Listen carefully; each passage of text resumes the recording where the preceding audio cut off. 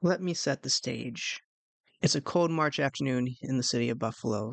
The temperature's hovering just above freezing at a balmy 36 degrees Fahrenheit, and it doesn't even feel that warm.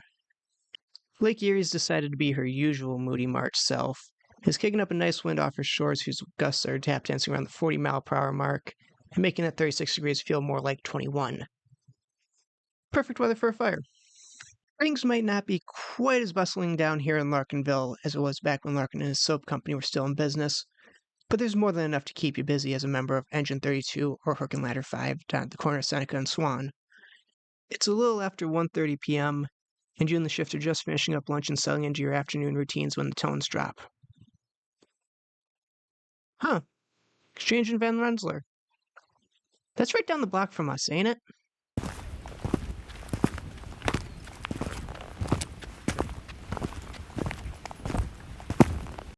We got a job, boys. I can see the header from here. It's 1141, exchange at Van Rensselaer. It's 1131, exchange at Van Rensselaer, KDB 507. For those of you who might have missed part one of this three-part series, let me give you a quick rundown on the address. 696 Exchange Street, or 200 Van Rensselaer, depending on who you're talking to. In 1954, a 10-story steel frame factory stood on the site right at the corner of Exchange and Van Rensselaer in the city of Buffalo. It began life in 1908 as Building P of the sprawling 2.1 million square foot manufacturing complex owned by the Larkin Soap Company. The building was used for paint storage and furniture manufacturing until the company shut down in 1941, at which point it went into limbo for almost a decade until the Bison Waste and Wiper Company bought it in 1950. The company spent the last 3.5 years remodeling it into a mixed-use occupancy, with the bottom 3 stories dedicated to its rags and diaper manufacturing, and the upper floors rented out to other businesses. In fact, on March 8, 1954, their contractors are in the process of welding steel beams into the 3rd and 4th floors to provide additional structural support for their washing machines. Now, I know a few of you are looking at your washers and dryers and wondering, why would they need to do that? 2 things to remember. 1, these aren't your average household washing machines. Industrial washers are monsters, usually starting at about half a ton apiece, even when empty. They're designed to wash hundreds of pounds of fabric at a time, and they need to be bolted to the floor. Otherwise, the centrifugal forces they generate will throw them around the room like a toy. 2, we're not just talking about 1 or 2 of these things, but over a dozen. See, when I say manufacturing, I honestly mean recycling. They take pieces of used cloth, give them a very thorough cleaning, and then cut it into 1 square foot sections and bag them up for automotive shops, factories, and in the case of diapers, individual homes. And that's before we get into the actual recycling. See, most of these businesses would just bring back the used rags and exchange them for a new batch. That's a lot of fabric to wash, meaning that's a lot of metal to be placed on a floor never designed for a load like that. Now to get back to our story. 4 ironworkers from the CJE Ironworks were in the process of welding one of these beams in place in a room on the northwest corner of the 3rd floor when sparks from a welding torch operated by Daniel Fajovich ignited tar paper on the ceiling. Daniel, along with Joseph Carey, Richard DeSarno, and foreman Edward Metzger, attempted to extinguish the fire with an extinguisher they had in the room with them, only to find that it was empty. Daniel left the room to find another, but by the time he had returned, the fire had already spread across the ceiling and was filling the room with noxious black smoke. Thinking his coworkers were still inside, Daniel made an attempt to search for them but was driven back by the smoke and passed out in the stairwell, where his coworkers rescued him. It wasn't until 1:36 p.m. that a bystander activated firebox 1141 at the corner of Exchange and Van Rensselaer, and the first alarm companies were dispatched. We don't have arrival times for any of the units outside the battalion chiefs due to the lack of radios on the rigs at the time. Still, we can estimate that for Engines 3, Engine 5, and Hook and Ladder 3, it would have taken roughly 2 to 3 minutes to arrive on scene depending on the traffic. If you're on Engine 32 or Hook and Ladder 5, though, well, once again, you could stretch a line to that fire from your rigs without ever leaving the station. Even taking into account the time it would have taken to get your gear on, if it took you longer than a minute to arrive on scene, that's a secret you would have taken to your grave. or at least your retirement. As we're getting ready to stretch our first hose lines into the building, I suppose now is as good a time as ever to introduce our apparatus. Engine 32 at the time was still using a 1944 Buffalo Fire Apparatus Company pumper, one of the last still in service after the wave of War of the Frances the department had bought back in 1950 and 1952. Truth be told, there's not much difference between the two. Both are based off the same 1.5-ton 4x4 truck chassis that all the major manufacturers were producing during the war, and subsequently flooding the market with afterwards. Both mounted a 750 gallon per minute fire pump and had a 250 gallon internal water tank. As for the hose line you're going to be carrying, well, it's kind of a good news, bad news situation. The good news? You've got about 3,000 feet to play with. The bad news? Well, outside of a 100-foot reel of 1-inch diameter booster line that is absolutely useless in this situation, it's all 2.5-inch diameter hose line. Now, I'm not saying this because of the reputation 2.5 has in regards to its ease of use. Though I do have it on good authority from one of my coworkers that it ain't no joke. No, having seen it in action, I have a healthy respect for the amount of fire 250 gallons per minute can put out, at least as long as you have a stable water source to supply it with. You aim a 1.5 attack line at any fire, and 9 times out of 10 it'll put it out. No, the problem is that same 2.5-inch hose line is also your supply line. And while 250 gallons per minute is great for an attack line, it is positively anemic for supplying a 750 gallon per minute fire pump. As we progress further into this fire, the water supply is going to become a bigger problem for the BFD than manpower or apparatus. That's not your immediate problem, though. At the moment, you and the rest of your crew are busy manhandling that 2.5-inch attack line up 3 flights of stairs as you look to head off the fire on the 3rd floor. Meanwhile, Ladder 5's busy plucking the 80-plus employees and contractors that are still inside the building trapped above the fire. I'm going to warn you right now. This is going to suck. For starters, a significant portion of the sprinkler system on that floor is disabled, including the room where the fire originated. This isn't surprising. Remember, there were renovations going on, and, well, sprinkler heads and welding torches don't usually mix well. However, this still means the fire has had a pretty good head start on you, and it's been traveling unchecked for a good portion of the floor so far. Then we get to the fuel load. Structural members and wood finishings that have spent the better part of 40 years marinating in oil-based paints and their fumes, piles of cloth the Bison Company has stored in anticipation of opening production at the end of the month, and last, but certainly not least, foam rubber cushions courtesy of Hewitt Robbins Incorporated, which is renting out the 3rd floor for storage. The remnants of that tar paper that was lining the 3rd floor ceiling have been dripping down on those piles as it burned and reverted back to liquid asphalt, igniting them in the process. For those of you who aren't in the fire service, we call these types of cushions solid gasoline, because that's all they are. Hydrocarbon byproducts from oil refineries that are mixed with other chemicals and create a fluffy, spongy solid. A solid that immediately reverts back to those petroleum byproducts when exposed to heat and burns as vigorously as the gas in your car. Fire crews later described slogging through a 3-inch thick molten oil foam slick as they made their way deeper into the building. Oh, and your turnout gear while you're wading through this soup and dealing with all this heat and smoke? 1 rubber fabric heavy-duty raincoat, a set of rubber thigh-high boots, a leather helmet, and no SCBA pack because this is the 50s and those aren't really common yet.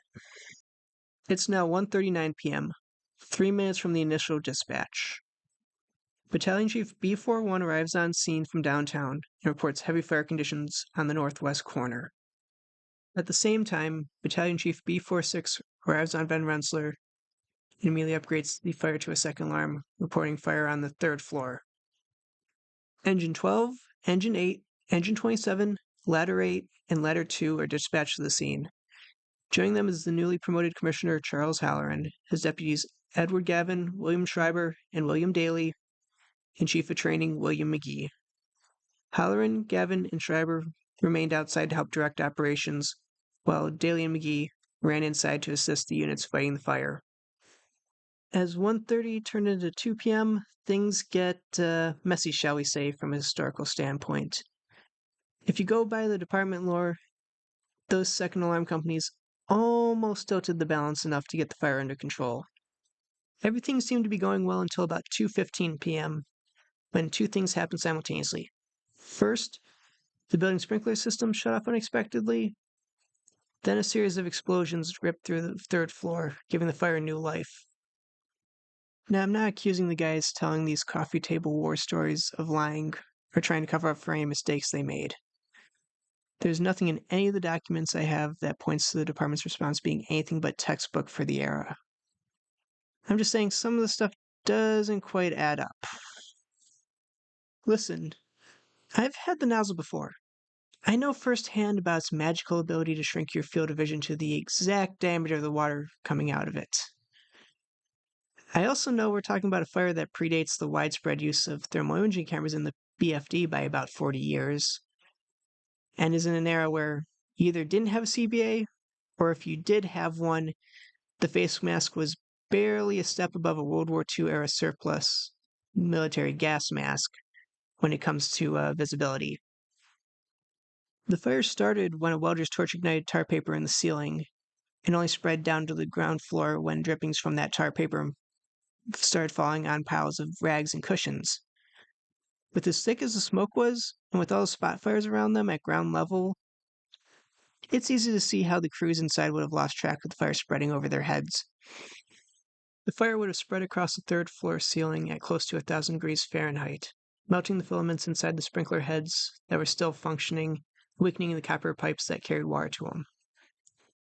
Combined with the drop in water pressure in the mains supplying the building as more and more hydrants from the surrounding area were tapped into, this could have dropped the water pressure in the system low enough to force the pump to shut off, even if there was an engine feeding the building's fire department connection. Now let's get to those explosions. While at first glance, you wouldn't see anything in the company manifests that would explode when exposed to heat. Burn very vigorously? Yes, but not explode. That is until you remember that up until the fire threw them out, there were a bunch of welders on the third floor. Welders who would have had tanks full of acetylene scattered all over the floor. See, every gas has what is known as a flammability range. Above that range, or the upper flammability limit, there's too much fuel, not enough oxygen to burn. Below it, or the lower flammability limit, the opposite occurs. Acetylene's LFL is 2%. Its UFL is 98%. Basically, if it's in the atmosphere, it'll burn.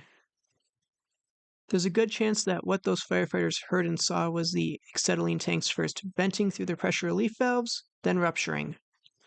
Add in a little rollover as the hydrocarbon-rich smoke gets just the right mixture of oxygen and ignites, and I can see a situation where the interior crews had to pull back.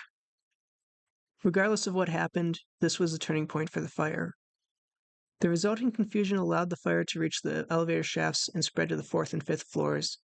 Daly and McGee took 2 crews up to the 5th floor in an attempt to cut off the fire, but were trapped when the newly revitalized fire on the 3rd floor pushed the crews working there out of the building and started rolling up the stairs behind them.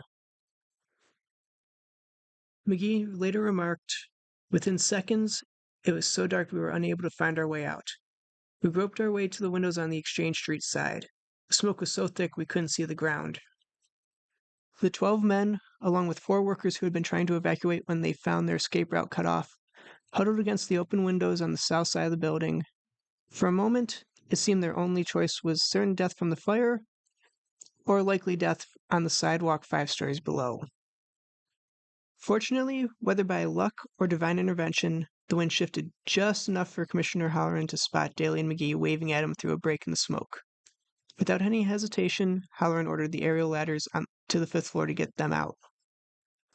As Daly and McGee were getting back on terra firma, Halloran put in a call for the 3rd alarm units, engines 1, 4, 25, 35, and ladder 11 to respond.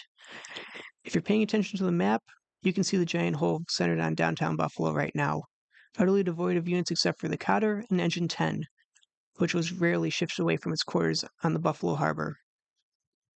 While those reinforcements were trickling in, Halloran and the rest of his command staff buckled in for the lengthy siege that was about to begin. And I do mean lengthy. For those of you who have never had the pleasure of experiencing defensive fire operations before, there's a reason we call them surround and drown. They aren't exactly the quickest or most exciting fire operations to take part in. It was their only choice, though. With 3 floors fully involved and the fire rapidly spreading to the rest of the building through the elevator shafts and stairwells, there was no hope of containing it from the inside. It wasn't without its challenges, though. Bales of fabric had been positioned in front of the windows as makeshift insulation during the renovations, as the Bison Company worked to get the boilers back up and running. They were now pulling double duty, acting both as barricades to block the hose streams and as a ladder for the flames below to jump to the next floor through auto ignition. Halloran also had to consider the possibility of the fire jumping to the surrounding buildings.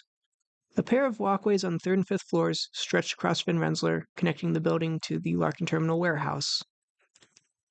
Though truth be told, with the winds coming off of Lake Erie, the fire really didn't need those walkways to make the jump across the street. The bigger issue, though, was the north side of the building, which faced Carroll Street and the main industrial complex. Truth be told, this section of Carroll was less a street and more of a glorified alleyway with how close the 2 buildings were. Not that the distance mattered all that much, with 3 separate walkways on the 3rd, 5th, and 7th floors connecting the 2 buildings. Building fire doors on all the walkways had been closed, but firefighters and civilians alike were unsure of how long the half-century-old doors would hold. This is a slight problem since, well, no apparatus are parked on Carroll yet. And yes, I know, that's where the fire started. The problem is that so far this has been an interior attack, and the main entrance was on Exchange Street. Engine 1 and Ladder 11 are going to be diverted to the northwest corner of the building to remedy this problem, but there's still only 2 pieces of apparatus for roughly 6,000 square foot of fire at the moment. Both the terminal and the main factory were evacuated, with their workers joining the crowd of onlookers from around the city that would eventually number an estimated 3,000 individuals, including Mayor Stephen Pankow and his staff. Over 50 police officers and 100 auxiliary would have to be called in to control the crowd and to direct traffic around the half-square mile of the city the BFD had shut down. None of the firefighters on scene are paying much attention to the peanut gallery, though. There's just too much to be done. Enough hose line to stretch all the way to City Hall fills the streets around 696 Exchange Street, as drivers pull every last trick in the book to get those last few drops of water out of their pumps.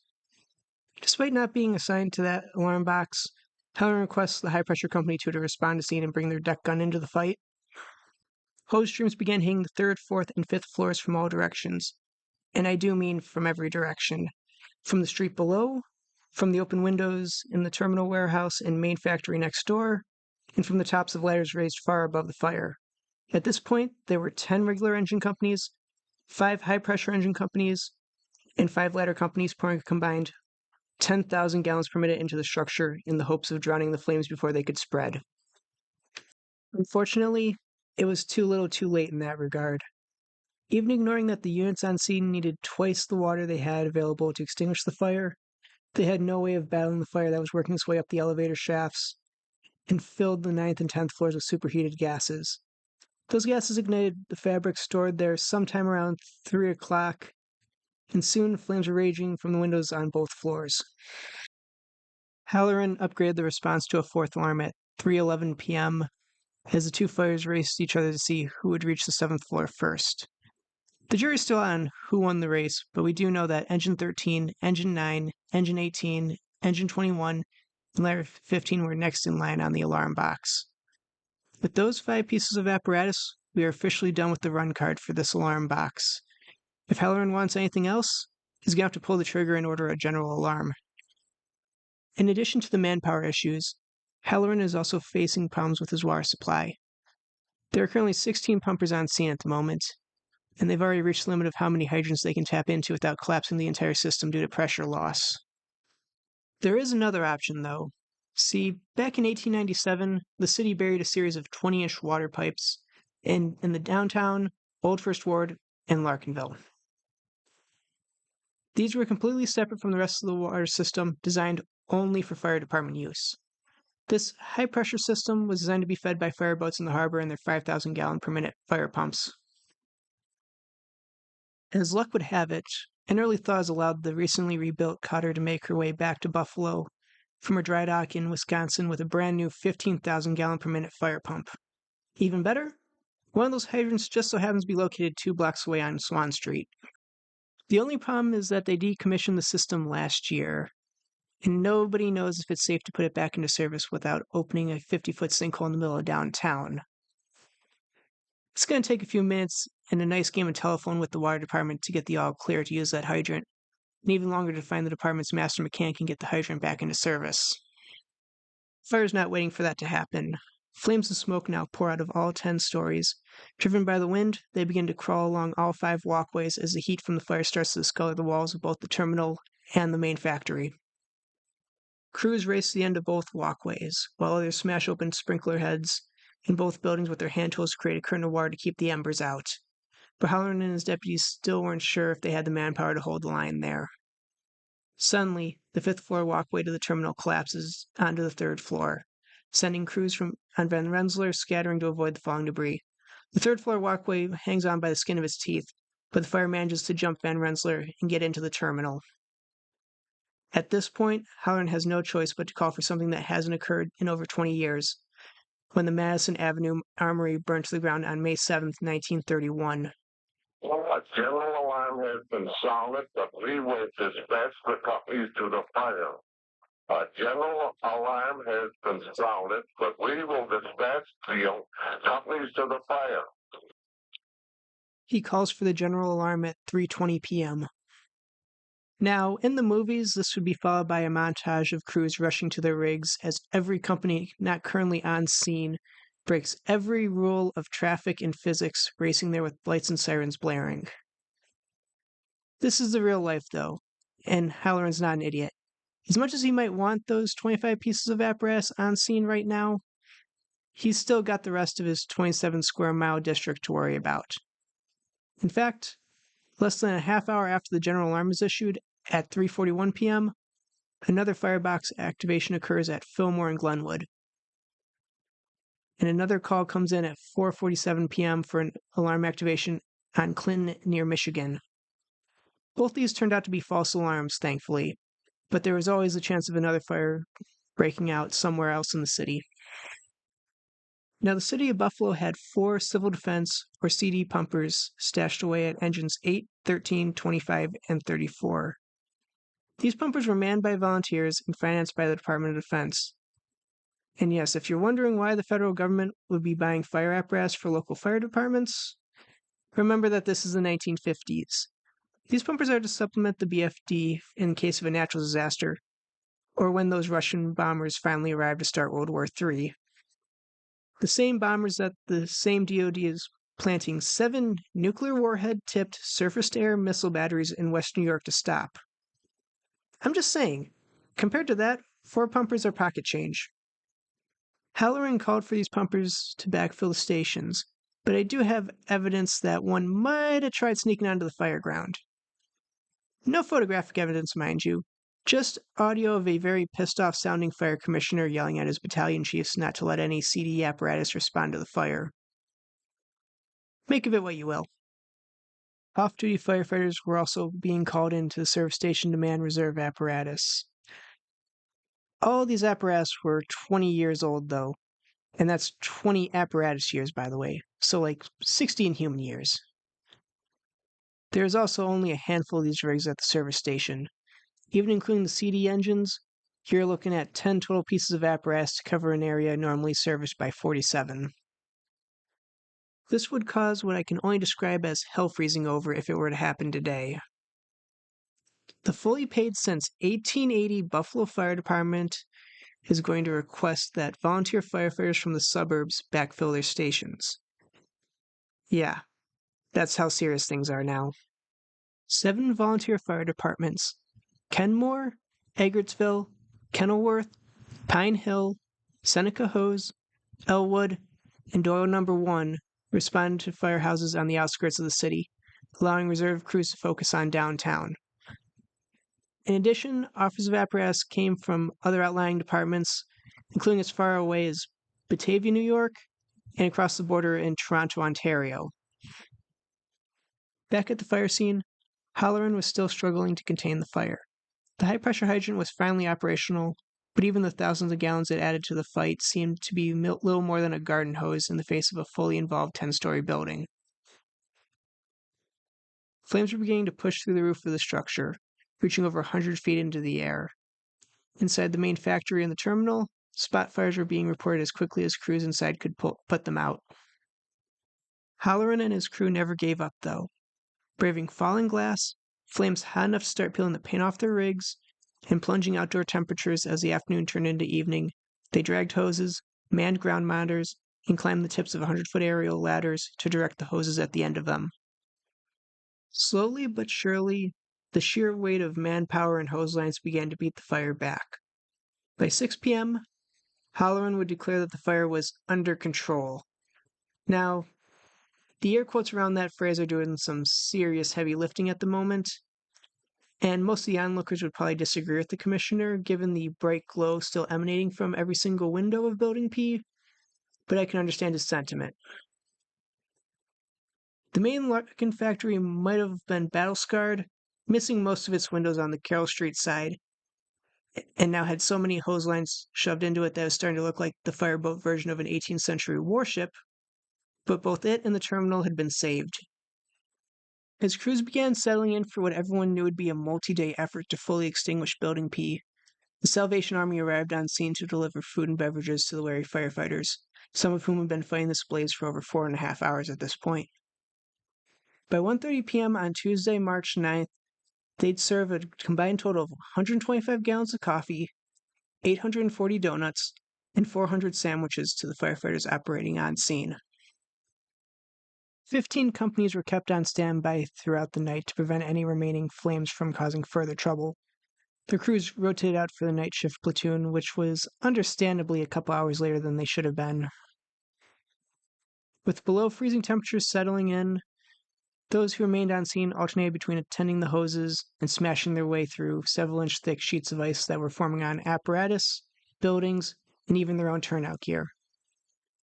Halloran and his staff would stay with them up until around midnight, when Deputy Commissioner Gavin would take over for the night. It would take a further 2 days before the last piles of smoldering fabric would finally be extinguished. By the time it was all said and done, the total monetary damage would be an estimated $2.1 million or $25 million today, just for Building P alone. I wasn't able to find the damage estimates for the main factory or the terminal warehouse, but combined with Building P, they likely pushed the value over $3 million.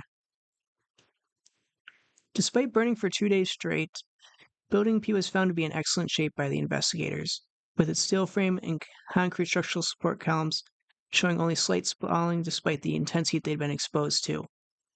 The building would remain standing as it re-entered ownership limbo, ultimately being torn down in 1962. 7 firefighters were injured while fighting the fire. Firefighter Ralph Glenn of Engine 34 suffered an eye laceration after getting hit in the face by a piece of falling glass sometime around 4 p.m. He was the only firefighter hospitalized, but would make a full recovery. Firefighter Robert Caulfield of Engine 8 suffered a crushed finger, but remained on scene, as did Frank Klebo of Engine 27, Alfred Seidel of Ladder 2, Richard Cronin and Edward O'Brien of Engine 25, and Jacob Smith of Engine 5, who were all treated on scene for smoke inhalation. Halloran's time as a commissioner would come to an end in 1955, when New York State Governor William Avery Harriman picked him for a job in the State Labor Department. He'd only been fire commissioner for a year and a half. 4 days after the fire, Engine 32 and Ladder 5 would be back in action, this time at D.J. Reed Paper Company at Seneca, Louisiana. 75 years later, they'd still be stationed at Seneca and Swan, less than 2 blocks from the empty parking lot where Building P once stood. The lesson to take away from the Larkin fire is that incident commanders shouldn't be afraid to call for extra resources. History is full of men who let pride and their ego run the incident for them, and it is littered with the monuments to their hubris. Had one of them been in charge, I'd still be talking to you for another hour about how half of South Buffalo burned to the ground in the worst fire in the city's history. Over the next 70 years, the Buffalo Fire Department would undergo numerous changes. So, how would a present day BFD handle a fire like this? Well, that sounds like a video for another time.